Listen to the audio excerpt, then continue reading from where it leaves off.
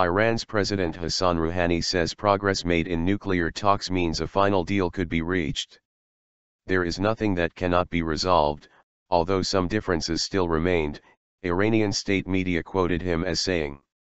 6 world powers are negotiating a deal with Iran aimed at limiting its nuclear activity, with a late March deadline.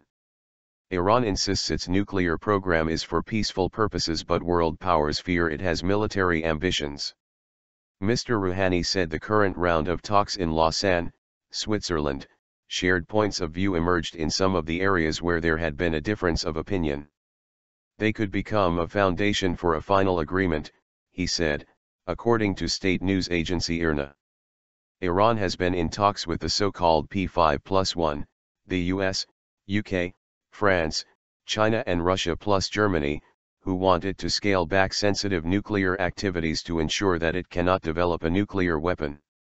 In return, the world powers have offered to lift sanctions that have crippled Iran's economy.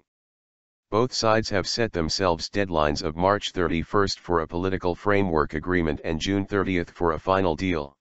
Speaking earlier in a televised address, Mr. Rouhani said the other side had realized that threats and sanctions are ineffective and the correct approach is to show understanding, agreement, and respect towards the Iranian nation.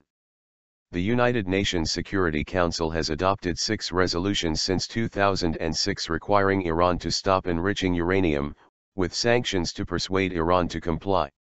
The US and EU have imposed additional sanctions on Iranian oil exports and banks since 2012, hitting Iran's oil revenue badly.